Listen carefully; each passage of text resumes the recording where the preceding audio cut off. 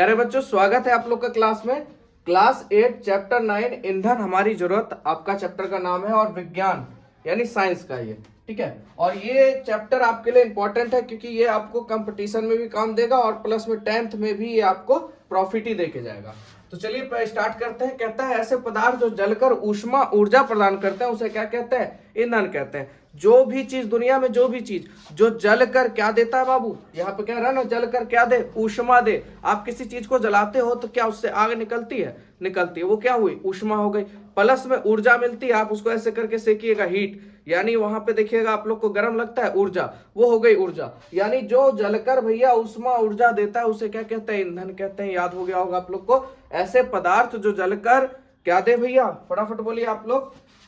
जलकर वैसे पदार्थ जलकर ऊष्मा और ऊर्जा प्रदान करे उसे क्या कहेंगे? ईंधन कहेंगे। जैसे में आपको पता होगा गोईठा, गांव घर में गोबर का जो गोईठा बनता है, लकड़ी, कोयला, पेट्रोल, कास्ट, चारकोल, एलपीजी, सीएनजी इत्यादि, ये सभी क्या है? एक प्रकार का ईंधन है। अब ईंधन देखिए, ठोस, द्रव या गैस तीनों अवस्था में पाए जाते हैं। ईंधन जो है हमारा तीनों अवस्था में पाया जाता है। ठोस, द्रव और गैस तीनों अवस्था में पाया जाता है ईंधन। अगर बात करें ठोस ईंधन में, तो ठोस ईंधन में आप लोग देखिएगा चारकोल हो जाता है, मोम हो जाता है, कोयला हो जाता है। ठोस होता है, मजबूत होता है। और अगर द्रव की बात करें तो द्रव में आपका कौन चीज जलता है? आपका पेट्रोल, केरोसिन और डीजल। उसके बाद गैस ईंधन में अगर बात करें तो देखिए इसमें कोल गैस होता है और प्राकृतिक गैस होता है, ठीक है।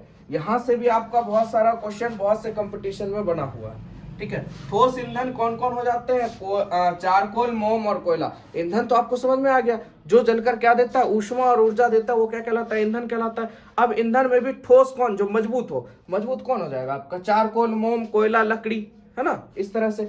द्रव ईंधन में आपका पेट्रोल, केरोसिन, डीजल, एलपीजी आ जाएगा। और देखिए गैस ईंधन में सीएनजी भी हो जाएगा आपका, कोल गैस हो गया, प्राकृतिक गैस हो गया, ठीक है। अब बात करते हैं ईंधन का। अब हम लोग करते हैं ईंधन का वर्गीकरण। तो देखिए ईंधन का वर्गीकरण में सबसे पहला आता है उत्पत्ति के आधार पर।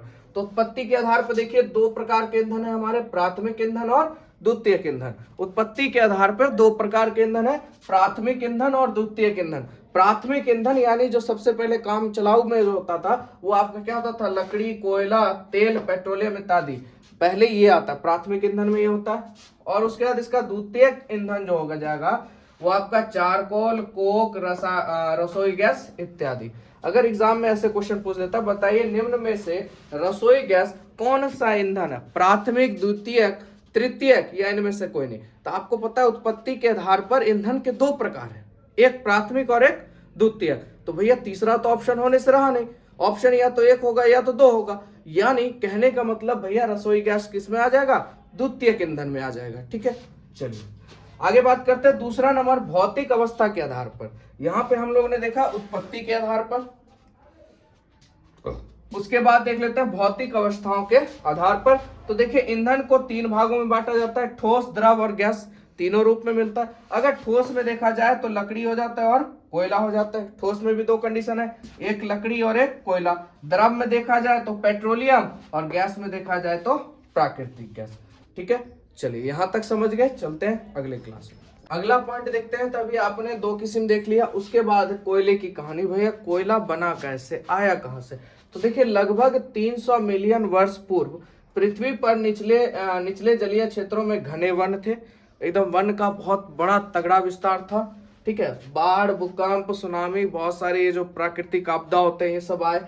और जैसे जैसे प्राकृतिक क्रियाओं के कारण, है ना, ये सब जो क्रियाएं हैं उसके प्राकृतिक क्रियाओं के कारण यह वन मिट्टी के नीचे धीरे धीरे परत दर दबते चले गए। जैसे मान लीजिए एक पेड़ गिर गया जंगल में, आंधी आए, तूफान आए, धीरे धीरे वो पेड़ धंसता गया। यानी अब मान लीजिए वो पेड़ जो पहले गिरा वो इस स्तर पे है, दबते दबते मट्टी ऊपर होते होते इतना ऊपर पहुंच गया। अब ये पेड़ कहाँ चला गया? नीचे। इस पे दबाव पड़ता है, दबाव पड़ा, प्रेशर पड़ा, तो धीरे धीरे टूट के खंडित होना शुरू हो जाता है, तो एक कोयले का रूप ले लेता है। तो वही चीज यहाँ पे है, प्राकृतिक क्रियाओं के कारण यह वन मिट्टी के नीचे दब गए। पूरा वन मिट्टी के नीचे धीरे धीरे दबता चला गया। जैसे जैसे वह गहरे होते गए उनका ताप और दाब भी बढ़ता गया। जैसे जैसे नीचे जाते गए उनका दाब, प्रेशर जो होता है वो बढ़ता गया, ताप भी बढ़ता गया। निरंतर और धीरे धीरे दबाव पड़ने के कारण ये पीठ में बदल गए, किस में बदल गए, ये पीट में बदल गए, और फिर लिग्नाइट, और उसके बाद कोयले में बदल गए। अब देखिए कोयला बनने से पहले क्या बना, ये लिग्नाइट, और लिग्नाइट बनने से भी पहले क्या बना, ये पीट। यानी कोयले का स्थानांतरण अगर हम देखें तो पीट के बाद बना लिग्नाइट, और लिग्नाइट के बाद क्या बना, कोयला बना, है ना। और ये आपको पता होना चाहिए एक चीज और, कि पीट और लिग्नाइट कोयले के अच्छे किस्म नहीं है, ये कोयले के दब किस्म में आते हैं, ठीक है। चलिए कोयले में देखिए मुख्य रूप से क्या होता है, कार्बन होता है। आपको ये पता दुनिया की हर चीज में कार्बन है, हर चीज कार्बन है, ठीक है। तो लकड़ी में भी तो कार्बन ही होता है ना। कार्बन क्या करता है, स्ट्रेंथ देता है, मजबूती एक प्रदान करता है, तो उसमें भी कार्बन है। तो सीधा बात में कोयला तो और कार्बन से बना है, तो उसके अंदर कार्बन ज्यादा है ना। उसके बाद कोयला वनस्पति के अवशेषों से बना है, अतः कोयले को जीवाश्म ईंधन भी कहते हैं। ऐसे जीवाश्म ईंधन आपको पेट्रोलियम को कहा जाता है, पर किताब के अनुसार आपके कोयले को भी जीवाश्म ईंधन, जीवाश्म ईंधन में दो चीज आ जाते हैं, कोयला और पेट्रोलियम, दोनों क्या है, जीवाश्म ईंधन, है ना। जीवों के सब से बना ईंधन को क्या कहते हैं, जीवाश्म ईंधन, जिसमें जीव, पेड़ पौधे इत्यादि दब के जब एक जो आपको प्रक्रिया के द्वारा, दाब प्रेशर के द्वारा जो एक निर्मित होता है कोयला या पीट या लिग्नाइट, वही सब क्या कहलाता है, आपका जीवाश्म ईंधन, है ना। तो समझ में आ गया आपका, कोयला वनस्पति के अवशेषों से बना होता है, अतः कोयले को जीवाश्म ईंधन भी कहा जाता है, पेट्रोलियम को भी जीवाश्म ईंधन कहा जाता है। उसके बाद देखिए कोयला, अब देखिए कोयले को जैसे ही हम गर्म करेंगे तो क्या देगा, कार्बन डाइऑक्साइड देगा, और साथ ही साथ ऊष्मा भी देगा, ठीक है। जैसे आप देख लीजिए बड़े बड़े भंडार में कोयला जब जलता है तो काला सा धुआं देता है, अजीब सा धुआं होता है, वो CO2 हो गया, और उसके बाद उस पर जो मतलब देखते होंगे आग एकदम लाल लाल निकलता है, वो क्या हो गया आपका, ऊष्मा, यानी ऊर्जा के रूप में स्थानांतरण हो गया। तो कोयला गर्म करने पे CO2 प्लस क्या देता है भैया, ऊष्मा, ऊर्जा देता है। अब कोयले के रूप या अपरूप कहिए, दोनों चीज एक ही होते हैं, कोयले के रूप कहिए या अपरूप कहिए, तो उसको जान लेते हैं। यहाँ से ये भी आप सबका बहुत इंपॉर्टेंट पॉइंट्स है। सबसे पहले बात करते हैं कोक की। कोयले का पहला अपरूप या रूप कहिए तो क्या हो जाएगा, कोक हो जाएगा, ठीक है। चलिए कोयला को वायु के अनुपस्थिति में गर्म करने पर, कोयले को मतलब खुले में गर्म नहीं करना, वायु को अनुपस्थिति में गर्म करना, मतलब वायु नहीं होना चाहिए वहां, ठीक है। तो कोयले को वायु को अनुपस्थिति में गर्म करने पर कोक प्राप्त होता है, ठीक है। और यह कार्बन का लगभग शुद्ध रूप होता है।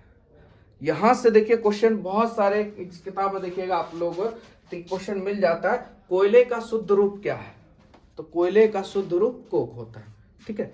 कोयले का शुद्ध रूप क्या होता है, कोक होता है। और यह कोक का उपयोग इस्पात के औद्योगिक निर्माण और बहुत से धातुओं के निष्कर्षण में किया जाता है। किस किस में किया जाता है कोक का उपयोग, इस्पात के औद्योगिक निर्माण में, इस्पात जो स्टेनलेस स्टील कहते हैं आप लोग, स्टील के कामों में, और बहुत से धातुओं के निष्कर्षण में किया जाता है। किसका उपयोग, कोक का उपयोग किया जाता है। किसका उपयोग बाबू, कोक का। और कोयले का सबसे शुद्ध रूप क्या है बाबू, कोक है, ठीक है, याद रखिएगा। चलिए तो ये खत्म हो गया, अगला पॉइंट देखते हैं। अगला जो हमारा वो क्या है बाबू, कोलतार है। कोयले का दूसरा अपरूप हो जाएगा आपका कोलतार। तो देखिए कोलतार जो होता है भूरे, काले और गाढ़ा द्रव को कोलतार कहते हैं। इसका रंग कैसा होता है, भूरे रंग का, और काला और गाढ़ा द्रव होता है कोलतार। और यह लगभग 200 पदार्थों का मिश्रण होता है। कोलतार से प्राप्त उत्पादों का उपयोग प्रारंभिक पदार्थों के रूप में दैनिक जीवन में काम आने वाले विभिन्न पदार्थों के औद्योगिक निर्माण में तथा उद्योगों में, जैसे संश्लेषित रंग बनाने में, औषधि बनाने में, विस्फोटक बनाने में, सुगंध प्लास्टिक पेंट बनाने में, फोटोग्राफिक सामग्री में, छत निर्माण सामग्री आदि में होता है। मौत एवं अन्य कीटों को भगाने हेतु प्रयोग में लाई जाने वाली नेफ्थलीन की गोलियां भी कोलतार से ही प्राप्त की जाती है। देखिए कोलतार है बहुत जबरदस्त चीज। एक तो आप सीधा जान लीजिए जितने भी पेंट वाले सामग्री हैं सभी में कोलतार का प्रयोग होता है। साथ ही साथ क्योंकि ये देखिए हल्का मतलब गीले टाइप का होता है, चिपचिपा पदार्थ, जैसे जैसे फेविकॉल अगर आप देखते हैं या गम और देखते हैं ना चिपकाने वाला, ठीक उसी तरह गाढ़ा पदार्थ रहता है ये, ठीक है। और इससे नेफ्थलीन की गोलियां भी बन जाती हैं आपकी। और साथ ही साथ ये कीट और मथा जो होता है, मोथ एक जीव है ये उड़ने वाला, इसको भगाने में कीटनाशी के रूप में भी इसका प्रयोग कोलतार का आपका होता है। चलिए आजकल पक्की सड़कों के निर्माण में बिटुमेन का प्रयोग किया जाता है। पहले कोलतारी से बनता था, अब जो है इसका किस चीज का प्रयोग हो रहा है, बिटुमेन का प्रयोग किया जाता है सड़क बनाने में। ये भी बहुत इंपॉर्टेंट है, सड़क बनाने में भी किसका उपयोग किया जाता है, तो बिटुमेन का उपयोग किया जाता है। तीसरा नंबर देख लेते हैं, कोयला गैस। तो देखिए कोयले के प्रक्रमण द्वारा कोक बनाते समय कोयला गैस प्राप्त होता है। जिस समय कोक का निर्माण हो रहा होता है उसी समय कोयला गैस हम लोग को मिल जाता है। ठीक है, लंदन में 1810 में तथा न्यूयॉर्क में 1820 के आसपास कोयले गैस का उपयोग प्रथम बार सड़कों पर रोशनी के लिए किया गया था। आजकल इसका उपयोग रोशनी के बजाय ऊष्मा के स्रोत के रूप में किया जाता है। देखिए ये भी बहुत इंपॉर्टेंट रोल निभा रहा है यहाँ पे कि कोयला गैस से पहली बार कहाँ पे रोशनी से बल्ब जलाया गया था, तो लंदन में 1810 में और न्यूयॉर्क में 1820 में कोयले गैस के उपयोग से प्रथम बार सड़क पर रोशनी का जो बल्ब होता है या रोशनी की गई थी किसके द्वारा, कोयला गैस के द्वारा। ठीक है, चलिए तो कोयला हम लोग ने देख लिया बाबू। अब पेट्रोलियम की बात करते हैं। तो देखिए पेट्रोलियम का देखिए उपयोग अगर देखें तो मोटर वाहन से प्रयुक्त ईंधन जैसे आपके डीजल एवं पेट्रोल ये प्राकृतिक स्रोत से प्राप्त होते हैं, जिसे क्या कहा जाता है, पेट्रोलियम कहा जाता है। जो आपका किरासन तेल है, डीजल है और पेट्रोल है, ये किससे प्राप्त किया जाता है, पेट्रोलियम से। ठीक है, अब इस पेट्रोलियम की खोज यानी तेल की खोज कैसे हुई इसको जानते हैं। तो मिट्टी की नई परतें पुरानी परतों के ऊपर जमती चली जाती हैं, परत दर परत। आप देखते होंगे जैसे आपके घर में ही कोई सामान रखा है, आप देखिएगा धूल मिट्टी से भर भर के एक मोटी परत बन जाती है। ठीक उसी तरह से जंगल में बहुत बड़े पेड़ पौधे होते हैं, हवा तूफान बहुत चीज आते हैं, तो परत दर परत मिट्टी उस पर बनती चली जाती है। इस प्रकार परतों में वृक्ष और मरे हुए जीव भी दब जाते हैं। ठीक है, और इन मृत जीवों पर दबाव और ताप का प्रभाव पड़ता है, जैसे आपने कोयले में देखा। और मरे हुए समुद्री प्राणी भी समुद्र की तली में जमा हो जाते हैं, मिट्टी और रेत भी समुद्र की तली में बैठ जाते हैं। इस प्रकार मृत समुद्री प्राणियों की परतें अजैव तलछटों के कारण दब जाती है और इन पर बहुत भारी दबाव पड़ता है और धीरे धीरे लाखों वर्ष में वायु की अनुपस्थिति में उच्च ताप और उच्च दाब में प्राणियों के मृत शरीर जो किस में बदल जाता है, पेट्रोलियम में बदल जाते हैं। यानी इतना कहानी का मतलब सीधा समझिए, जैसे आपने कोयले के बारे में जाना कि पेड़ पौधे थे, बड़े बड़े जंगल थे, वो क्या हो गए, परत दर परत भाई नीचे दबते गए और दबने के कारण वो पीट और लिग्नाइट में परिवर्तन हुए और उसके बाद उससे कोयले का निर्माण हुआ। ठीक इसी तरह से ये तो समुद्री जो जीव होते हैं, बड़े बड़े जीव जैसे आपके हो गए व्हेल मछली, शार्क हो गई, है ना, मगरमच्छ हो गया, ये सब जो मरते थे ये समुद्र में मर के एकदम नीचे चले जाते थे। अब नीचे तो ऑक्सीजन मिलेगा नहीं, तो वहीं पे जाके तलछट्टों में धीरे धीरे जमा हो जाते थे। उच्च दाब उच्च प्रेशर के कारण, ताप के कारण वो वहां पे पेट्रोलियम का निर्माण कर दिए। उसके बाद आगे बात करते हैं, मृत समुद्री जीवों और पौधों से बहुत मंद भूवैज्ञानिक प्रक्रमों द्वारा पेट्रोलियम बनता है और हो सकता है कि वह सेल जो कभी समुद्र के तलहटियों में रहे हो अब पहाड़ों, रेगिस्तानों या मैदानों में बदल चुके हो और तेल खोजने वाला भूवैज्ञानिक इसलिए पहाड़, रेगिस्तान, मैदान या समुद्र की तलहटी में तेल की खोज करने के लिए जाता है। यानी देखिए ये इसका कहने का मतलब सीधा, अब वो जो दब गया वो कहीं पहाड़ का रूप ले लिया होगा, कहीं पठार का रूप ले लिया होगा या तो समुद्र। तो तेल खोजने के लिए अधिकतर जगह जो खोजा जाता है वो आपका है तो समुद्र में खोजा जाता है या पहाड़ में खोजा जाता है या रेगिस्तानी मैदान में जाके खोजा जाता है। ठीक है, तो चलिए पेट्रोलियम आपने देख लिया, अब इसके बारे में भी और जानकारी लेते हैं। आगे बात करते हैं पेट्रोलियम का परिष्करण।